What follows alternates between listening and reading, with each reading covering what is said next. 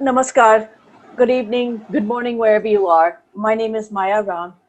I first want to thank Sangam Talks for inviting me to give a speech on their platform, as I'm truly humbled that anyone wants to hear my story or anything I have to say. When Sangam Talks first approached me, they wanted me to speak to young Indian Christians that are close to my age, hence the title of my talk, Letters to a Young Indian Christian. I sure hope there are some young Indian Christians who are listening in or will watch this later on YouTube. But I also hope this is educational for everybody, no matter what their background, for everyone who's listening in, as well as those that will watch this later on YouTube.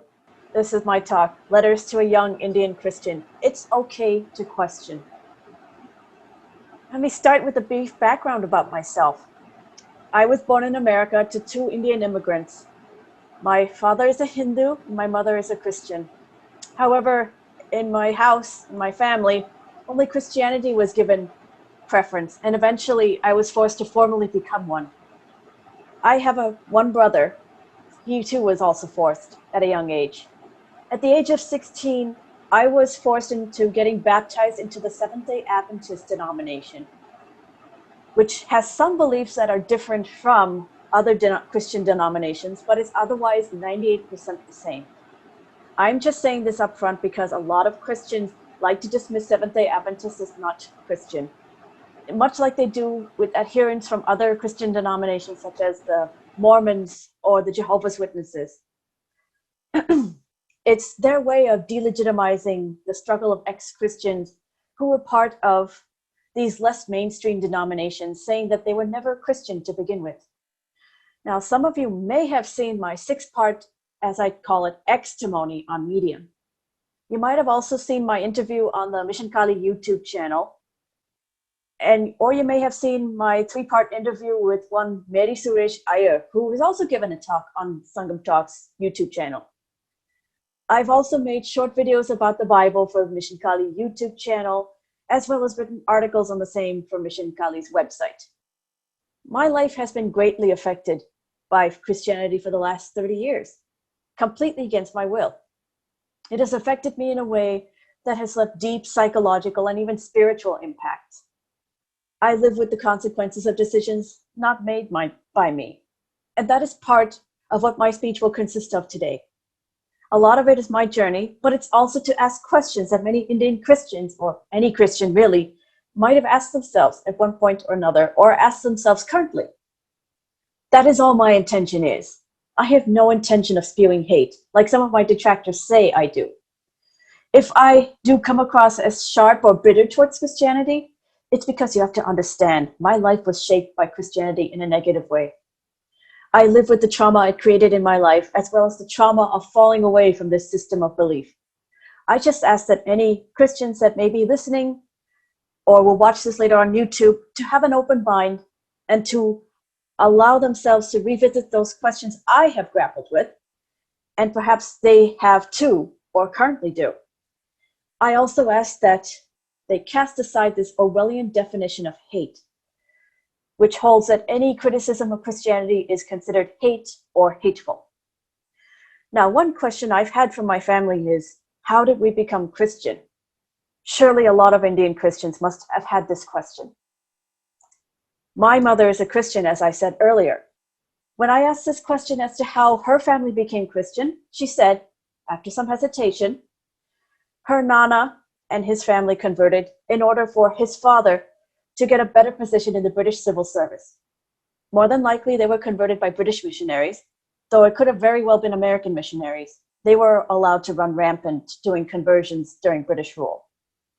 My Parnana's family became Methodist. I later found out from other relatives that he came from a Pathan Muslim background, with the family originally being from Delhi. Ironically enough, they were most likely Hindu before converting to Islam. I don't think they came directly from Afghanistan to Delhi, though I've yet to take a genetic test to prove this hypothesis. I also found out they were Zamindars, and so was my Parnani's family. They were also Zamindars, originally from Allahabad, now Prayagraj, but they were Hindu. My mother was raised a Methodist, even though, oddly enough, my Nana, her father, was a Hindu until only towards the end of his life. She became a Seventh-day Adventist as an adult.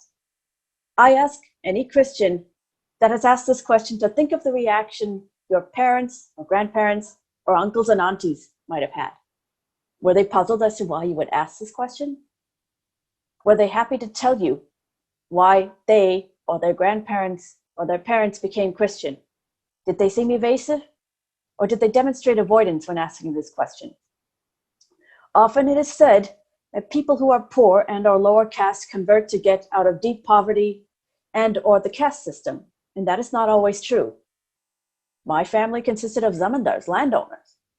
There are other allurements to get people to convert. I'm sure many of you listening have heard this general notion that people convert to Christianity for some sort of material gain, and turns out in many cases, they're not wrong.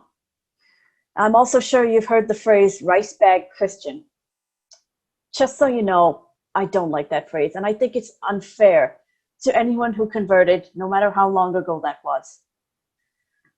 What you should know, it was that the British themselves came up with this phrase. They coined it in response to the large number of converts that they would see filling up pews in many churches during British rule. I think it's unfair, however, for different reasons. It doesn't account for the powerless position that many people found themselves in and still find themselves in. Whether it's the literal need for a rice bag, the need to be in a comfortable position in an oppressive system such as British rule, or even Portuguese rule of Goa, for example, in which the Portuguese carried out an inquisition and tortured Hindus into becoming Christian. Other enticements for conversion include education, medical care, or pressure from someone who offered a helping hand or a shoulder to cry on. In this case, I'm talking about Christians who come to families in distress and then use that opportunity to pressure them into converting. Now, many people could have very well converted because they truly love Jesus. Jesus is this mythical figure who told people to care for the least of us, the poor, the sick, the widows, children. Now, I use this word mythical because as I've progressed on my journey, I've learned that what I knew about Jesus can no longer be taken as fact. I've learned through the works of authors like Bart Ehrman, there's 3 of his books listed on this slide, that Jesus may not have said those words that are attributed to him in the gospel. Many of the verses in the gospels are interpolation, meaning that they were inserted well after they were written. I wrote an article about that for Mission Kali and did a video covering the same. I also learned about the existence of other gospels. Why were they not included in official canon? Now, this next slide on the left here shows an artist's depiction of the Council of Nicaea, which took place in 325 CE. This is where most of the books that make up the Bible were decided on, at least for the first iteration of the Bible.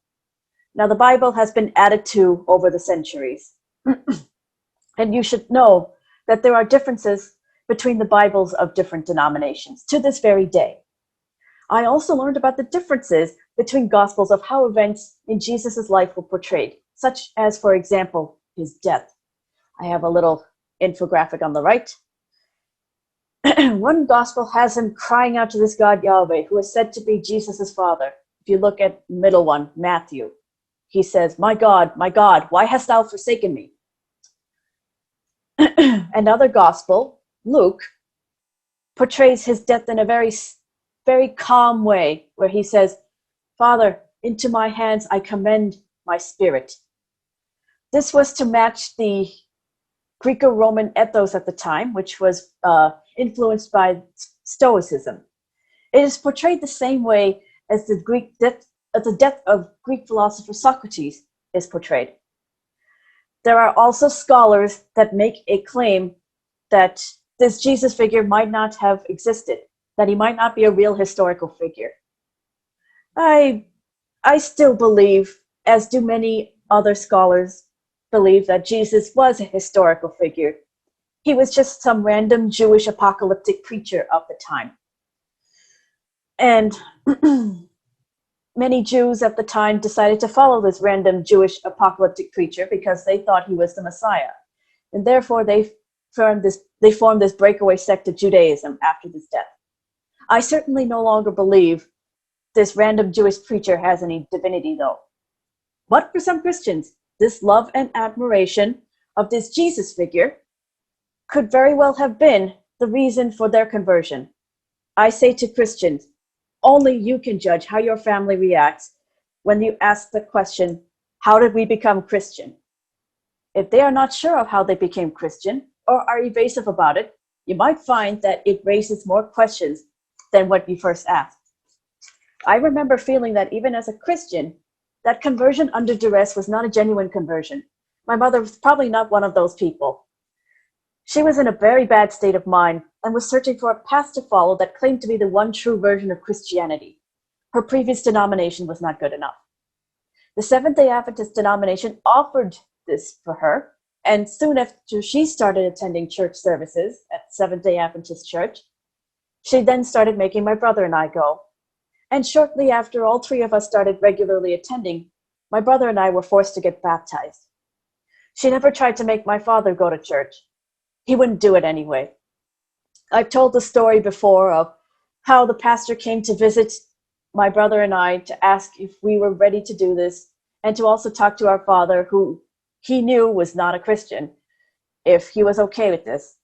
My father said no, of course, and he said he told the pastor, my children will only say yes to this because of their mother. Their mother is pressuring them to do so. That didn't stop the pastor from baptizing us. Now, her conversion may have been genuine, but like many Christians who converted from Hinduism and to a lesser extent Islam in India, my brother and I were in a powerless position and became Christians under duress.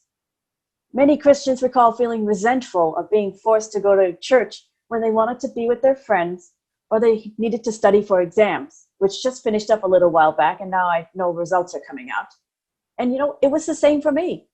I had lots of exams. I had a lot of schoolwork to do.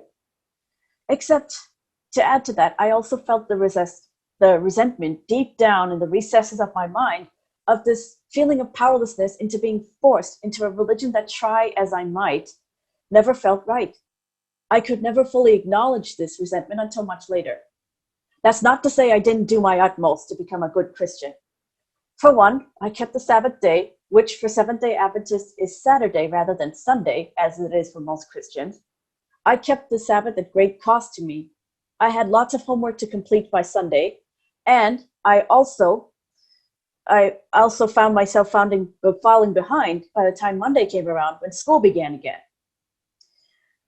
I was also not allowed to have any friends come over to my house, nor was I allowed to visit their house. In fact, actually, to be honest, I was not allowed to have any friends, especially if they were not Seventh-day Adventists. Even other Christians were not good enough. For a period, fiction books were banned in the house. Yes, that's how far my mother went, and many Christians do this in an attempt to get rid of all ungodly influences in the home. All I had at my disposal for a long time was the Bible. I read the Bible front to back, and that just raised more questions just on the text alone. And that brings up another question that many Christians, I'm sure, must have asked themselves at one point or another. Does the Bible make any sense? Reading the Bible just made me question more and more and brought no understanding about anything. In the first book of the Bible, for example, it's called Genesis. There is the creation story. That the earth was created in 6 days, and that Adam and Eve were the first human beings. Now, as someone who was very interested in science and was strongly considering medicine, I had difficulty reconciling the biblical creation story with the science behind how Homo sapiens, aka human beings, came to be. I think this quote from Richard Dawkins illustrates the ridiculousness of the creation story and how we are supposed to have descended from two human beings, Adam and Eve. There was also the age of the earth, which has been approximated to be 4.5 billion years old. Now you contrast that with the biblical claim that the earth is 6,000 years old. When Christians ask how they got this age of the earth, they will point to a verse in Psalm chapter 90, which says, "With 1,000 years is a day in the eyes of the Lord." Hence, 6 days equals 6,000 years. I asked the pastor what I should believe in light of what science has found. And what I should trust. I was told to trust the Bible and the Bible only, and I heard the phrase, lean not into your own standing, which comes from the verse I've got displayed here, from Proverbs chapter 3, verses 5 through 6. Now, I ask this of Christians. Has your pastor told you the same thing when you had questions such as the one I had? Now, another example of a question that came up as I was reading the Bible comes from this random number that's given in Revelation chapter 7. 144,000 men that will enter heaven. The Seventh-day Adventist denomination, I should tell you, is one denomination that claims to have studied prophecy more closely than other Christian denominations. If you do not know what the word means, prophecy consists of divine revelation revealed by the God above, Yahweh, to men, one man or multiple men at the same time.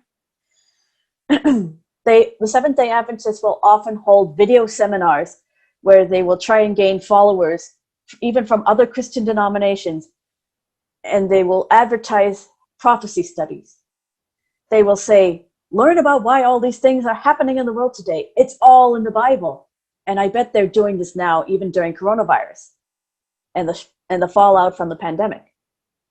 The prophecies they purport to study come from the books of Daniel and Revelation. Their interpretation of the scripture conveniently supports their worldview, that the Catholic Church will take over the world and implement a new world order. And they will force everyone to worship on Sunday and Sunday only. I took it as seriously as I could, even when questions came up as I read Revelation. The first 8 verses in Revelation chapter 7 talk about 144,000 men that come from all the 12 tribes of Israel, and that they will enter heaven only. Now, what about everybody else? I asked my pastor this, and he said, this is meant to be a metaphor. Yet before, the same pastor had said to take the Bible at its word when it came to the age of the earth. Now, to my knowledge, only the Jehovah's Witnesses believe only literally 144,000 men will enter heaven. All other Christians simply brush this under the rug. By the way, I also did a video for Mission Kali's YouTube channel on this topic, and I also wrote an article on the same, published not just on the Mission Kali website, but also on Creately in Medium. Now, there are other examples of stories in the Bible that just seem vile or illogical, ridiculous.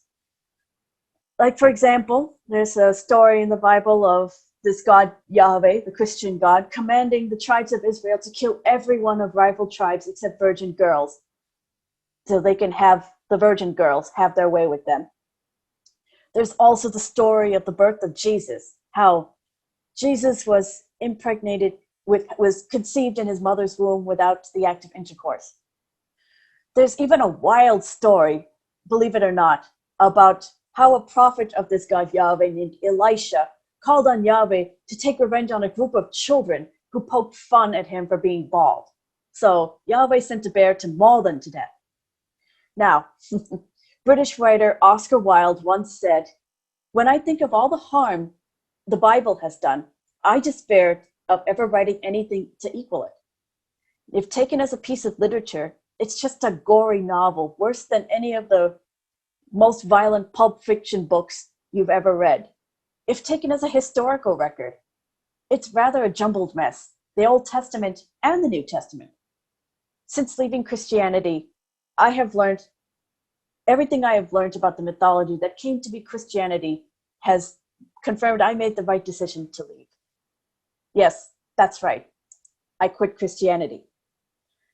I wonder if Christians have asked this question. Can people quit Christianity? When I first heard there is a group that identifies as ex-Christian, I was shocked.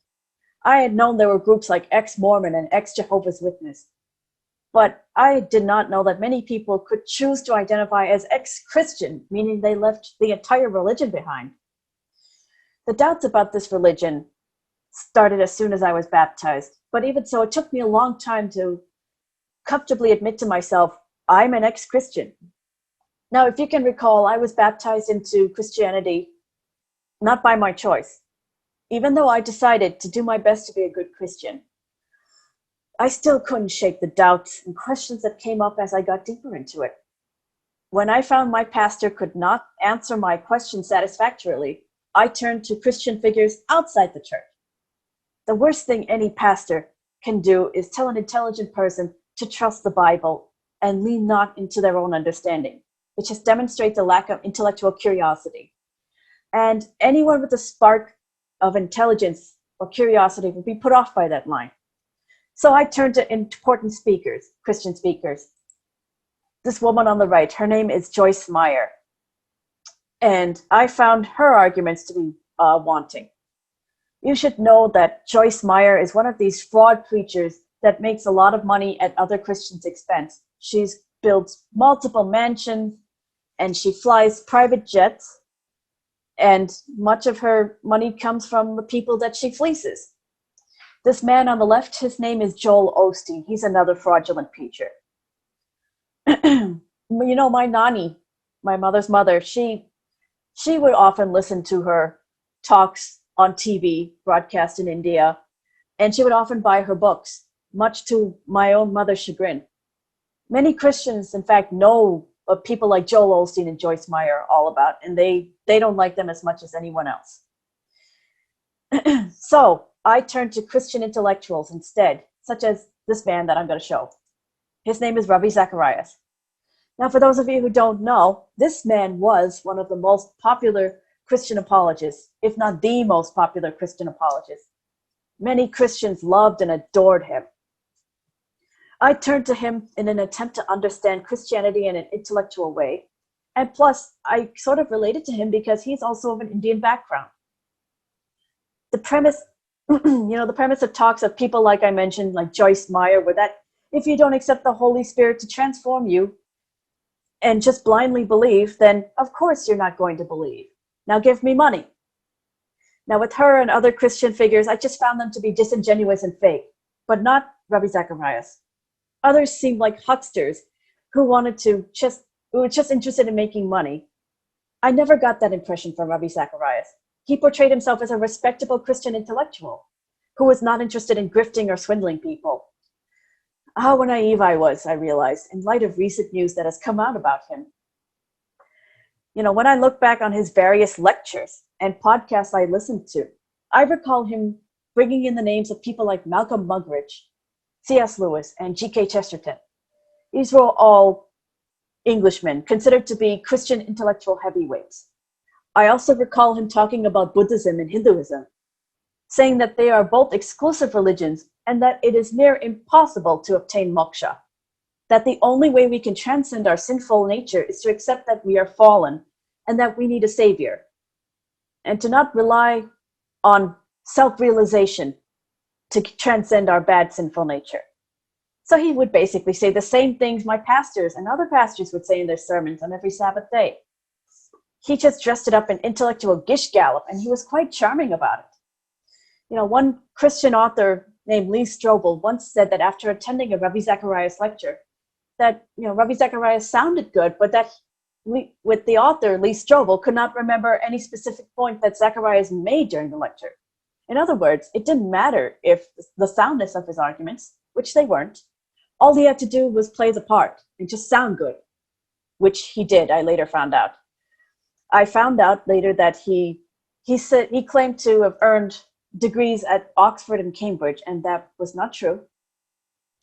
And there are so many other things that have come out since he died earlier this year.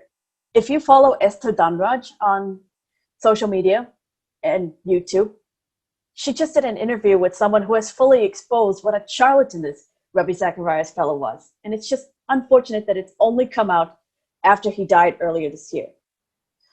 Eventually, the events in my life, as well as my growing disillusionment with Christianity, led me to drift away from it. I have told my story fully on other platforms of how my parents divorced eventually, 2 years after my brother and I were forcibly baptized, how I was pushed into nursing instead of medicine, so that I could come out of school in less time and start to support my mother who had no income of her own. How I was coerced into stealing money from my father because my mother thought nothing of stealing from a heathen, which is the Christian equivalent of the word kafir, which I think more of you are familiar with.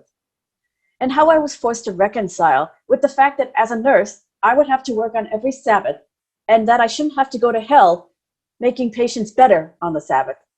And that if I were to go to hell, this God that would send me there is not a God worthy of being worshipped. And that's why I eventually quit Christianity. It was not a frivolous decision, especially since I was essentially raised with it from birth until close to age 30. It was all I knew. Even though my father is a Hindu, I was never allowed any exposure to the Hindu side of the family. Now, disclosure, I dislike using the term Hindu or Hinduism. The correct term is Sanatana Dharma, but for shorthand, I guess I don't have much of a choice but to use the word Hindu or Hinduism. For a time, I identified as an atheist. I couldn't even bring myself to look at Hinduism. I had a poor impression of it. I just thought it was a set of empty rituals blighted by an oppressive caste system. That's what years of no exposure to the positive side of Hinduism can lead to. I'm sure you see that with many, even born Hindu children who remain Hindu, but are deracinated to the core, that they believe this silly notion. When I was young, my Nainama, my father's mother, they're from Andhra Pradesh, she tried to show my brother and I Hindu style of worship. We did puja in her altar, and we celebrated festivals such as Ganesh Chaturthi. But when my mother found out, she was livid. And we were never allowed anywhere near anything Hindu again. It's so funny to see how many Christians born and raised in India react towards anything Hindu. I've heard stories of my uncles and aunts visiting a mandir and then them reporting how strange it felt when sitting around people as they sang bhajans or took prasad. Now, eating food offered to idols is a very big sin in Christianity, as is idol worship itself in general. One of my aunts described Kali as a scary figure and still holds on to this naive belief. In contrast, she would say, how Jesus seemed like a friendly figure. And many Christians still hold this belief.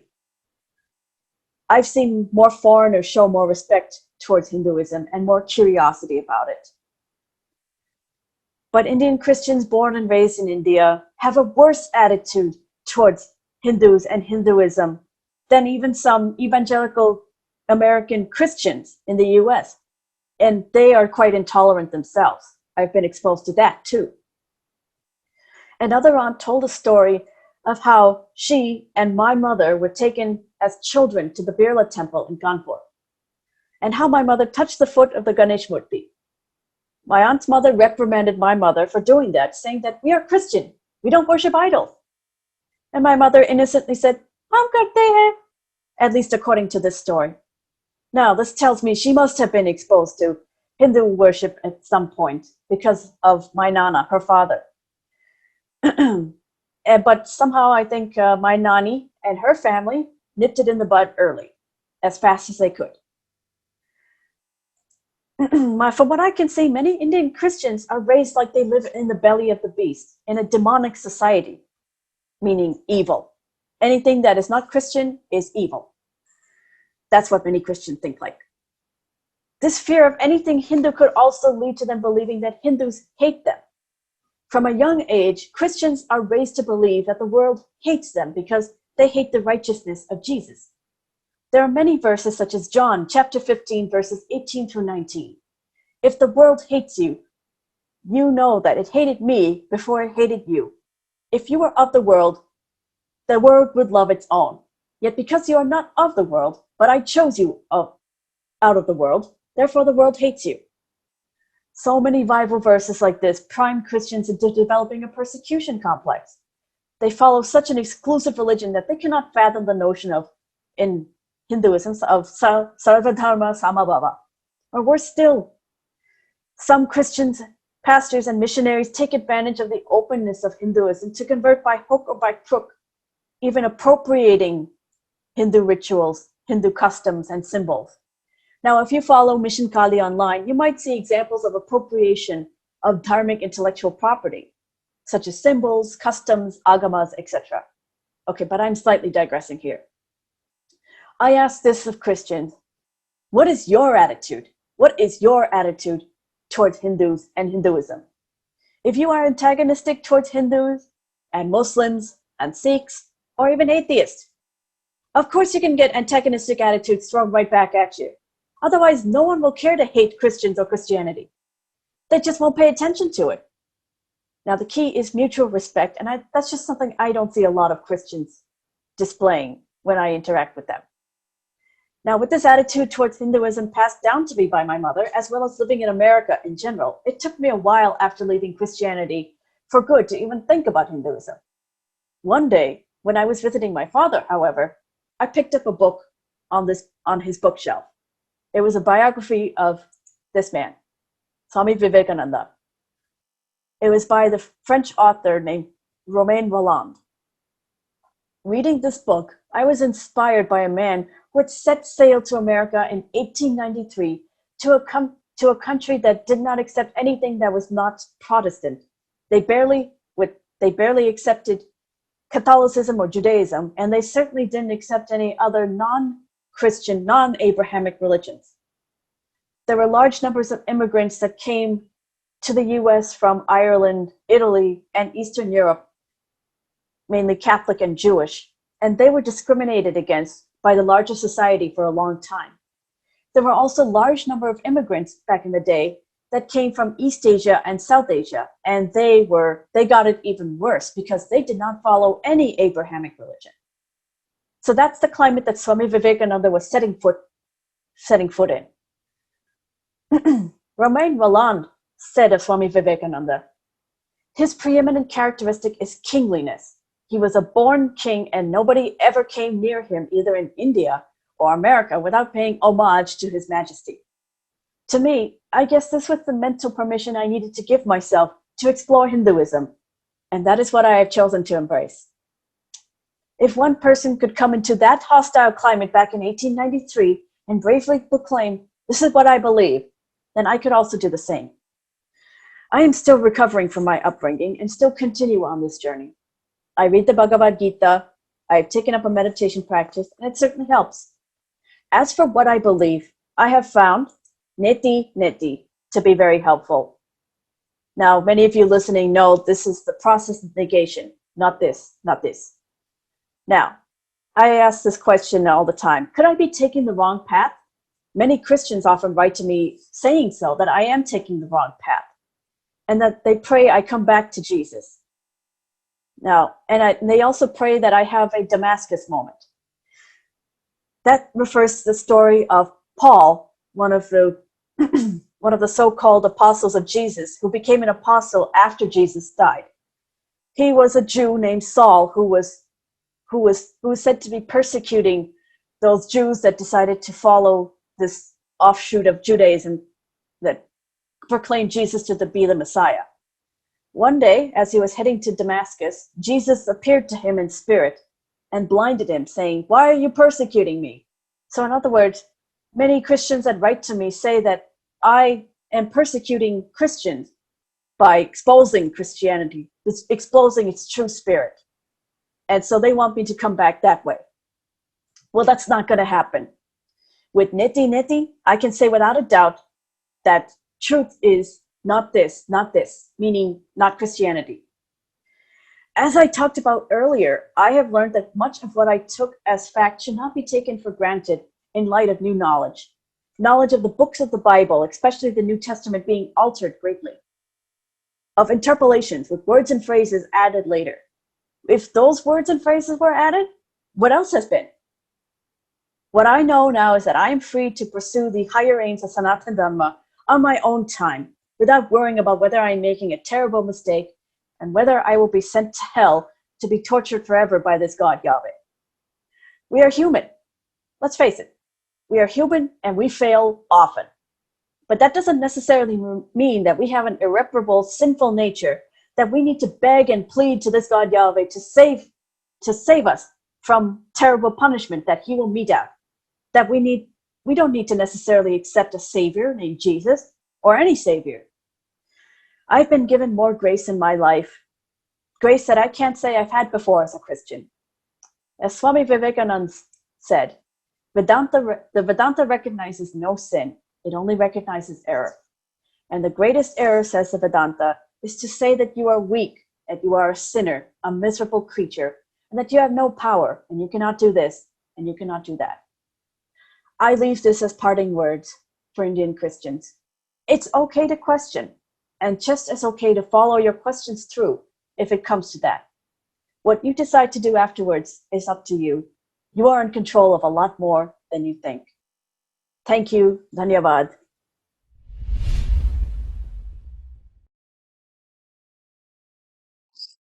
The basis of Hinduism, as you have explained and Swami Vivekananda has explained, Aham Brahmasmi. We are all powerful. We are full of potential. Only these potentials are covered by our weaknesses or dogmas which we self-impose.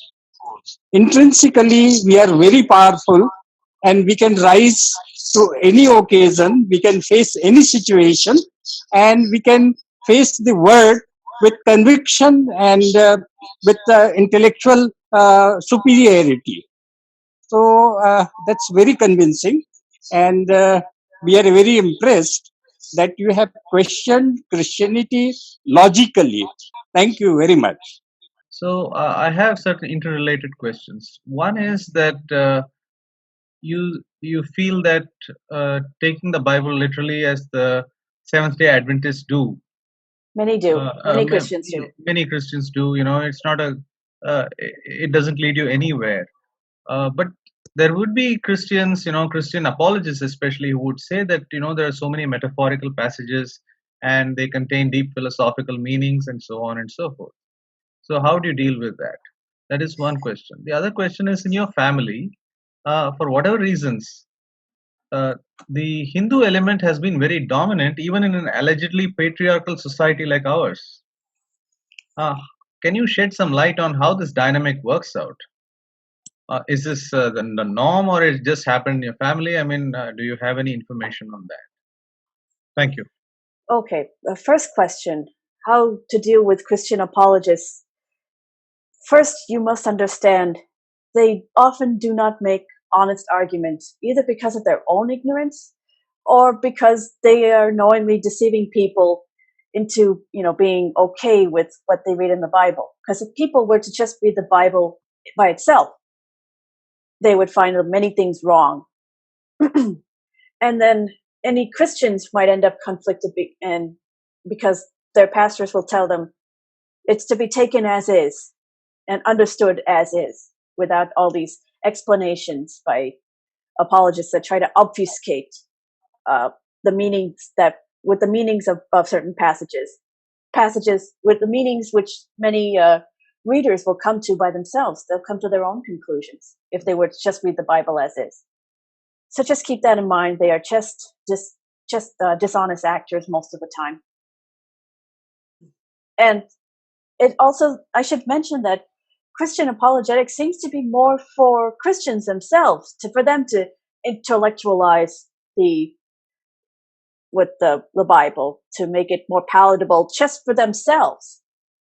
Many others who are discerning will see right through arguments that Christian apologists make.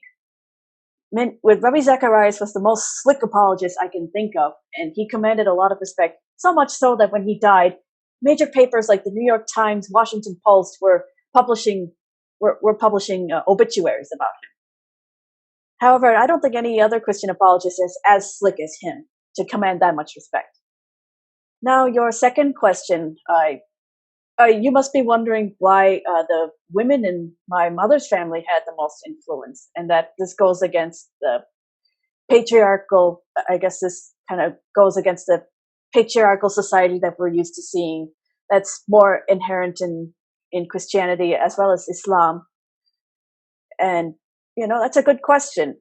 All I can say is, in spite of, they were the women of my family from my nani onwards, they're born into Christianity. What do they know? But it's their own tenacity, their own personal characteristics, and their own hard work that they got to a good place in in their own lives in the society. Most of my mother's family consists of teachers. My nanny was a teacher. My great aunts, her sisters, were teachers in their lifetime. And many of my mother's cousins and my masi, they were teachers too. It's their own hard work. It is their own intellect that they got to where they were. My nanny, I can tell you, she lost her father, my Parnana, at a very young age. So as the oldest sister, she had to step up and be, I guess to be sort of the head of the family. She had an older brother who also died at a young age. So in that sense, they had to go against the patriarchal makeup of Indian society. Does that answer your question? But I mean, how much is this generalizable? Because we often find, I mean, it's generally thought that whenever a non-Christian marries a Christian, it is the non-Christian who converts, regardless of whether you are in a patriarchal society, matriarchal society. It is the non-Christian. I mean, is this a trend? Have any studies been done on this? This is the other part. How general is this? I don't know if there's been any formal studies carried out, but yes, there is pressure for the non-Christian spouse to convert, because in the Abrahamic religions, you're not allowed to have interfaith marriage. In Christianity, there's this concept of being unequally yoked, meaning that if a Christian marries a non-Christian, they have more of a burden to make sure that their spouse is living a righteous Christian life, or that their children will be raised as Christian, living a righteous Christian life. So I can only offer anecdotes, but yes, there is the pressure from the non-Christian to convert. My Nana was a Hindu only until and it was only towards the end of his life that he converted to Christianity. So he held out. But my father, he's never converted at all. He's probably the exception, to be honest. My name is Krishna. My question is regarding the concept of poison pill. I don't know whether it is coined by Mr. Rajiv Malhotra or has it borrowed it from somebody. But the concept of poison pill, which says that this there are certain beliefs in Christianity as well as in Islam, which makes most of the Christians and Muslims you know not conducive to convert to other religion or maybe to renounce their own religion. So this is one thing which I wanted you to throw light upon. And the second thing is that uh, about Islam, it has been said it is a political ideology to dominate the world.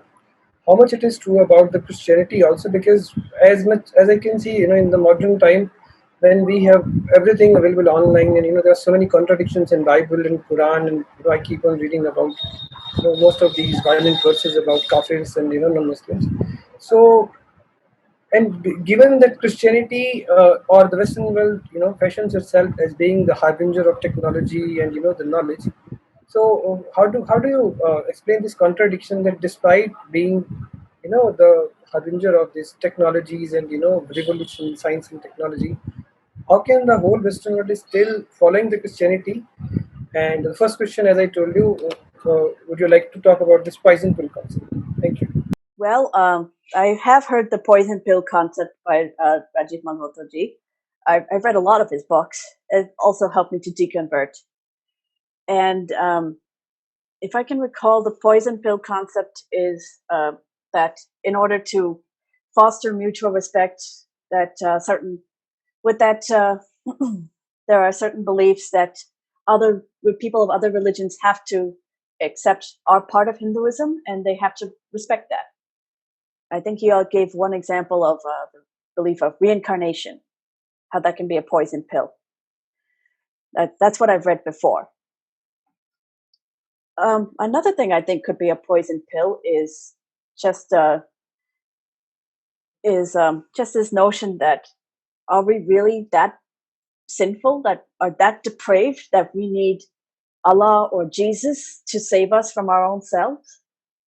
I think the notion of being in more in control of what we think is empowering in and of itself, and that can act as a poison pill.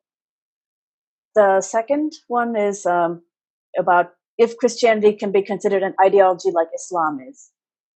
If followed to the letter, yes, it can be. It's a way of life, and it's an oppressive cult-like system. All of it. You're told who to worship, only one God. You are told you have to go to church on one day. For most Christians, it's Sunday, but for me, it was Saturday as a Seventh-day Adventist. You have to give 10% of your income. Islam, I know there's similar concept of zakat. All Muslims have to give a certain percentage of their income for charity purposes. You cannot marry non-Christians unless it's to convert them. But even that is not allowed. They're discouraged severely from marrying non-Christians, period, because of the whole unequally yoked thing. And Christians are often encouraged to be what's called not of this world, meaning they're not supposed to associate with anyone who is not Christian. So in that sense, it is an all-encompassing ideology that dictates how they should act in the world. And I believe that Christianity and secular ideals such as democracy, freedom of speech, freedom of thought, they are not compatible. And if you ask why Christian nations are so successful, let me tell you, it was the Enlightenment. It was the Enlightenment that made them successful, where they decoupled their they decoupled from Christianity, reduced the power of the church in Europe and to some extent in America. And otherwise, they would be just as much of a mess as some of these countries of the Middle East, or Pakistan and other Islamic majority countries. They would be just as much of a mess if they didn't separate church from state, if they didn't embrace the Enlightenment. In fact, in America, a lot of people are leaving their churches. They're not going to churches anymore, and they're choosing not to identify as non-religious. And churches know this. That's why they aggressively convert, not just in India, but all over Asia and all over Africa, in an attempt to fill up their membership rosters. If not globally, I think eventually they'll start to bring in more Christian converts to their churches from abroad, have them sponsor them for immigration purposes to literally fill up their emptying pews in the United States. Okay, it's a very small question.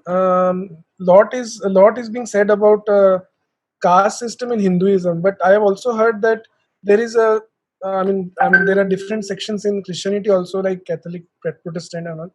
And how is the relation between them? That is what my question is. Normally they'd really not have anything to do with each other. Catholics don't have much to do with Protestants. Protestant denominations do not have anything to do with each other. All this started with what the Catholics called the Great Schism, that started in the 16th century when Martin Luther of Germany broke away from the church. And since he broke away, many Protestant denominations have broken away from each other over the years, often with lots of bloodshed and lots of strife. So basically, they don't really have much to do with each other. And what I can see in India, they mostly do not have much to do with each other. My family seems to be somewhat of an exception there. My mother's family is mostly Methodist, but my mother became a Seventh-day Adventist. And one aunt of hers had to convert to Catholicism to marry her husband. And my uncles, she had 3 sons, were raised as Catholic. But that's an exception, to be honest. You can talk to many other ex-Christians, ask if they had much to do with people from, say, CSI or Catholic Church or Mar Thoma's Christian sect, so on and so forth. I have a question, Maya. Sure. I was raised in, again, a mixed background where some people did choose to. My grandfather turned to Christian Science towards the end of his life. And I was raised in a convent. I studied in a convent and was pretty much influenced by the catechism classes, Roman Catholic tradition.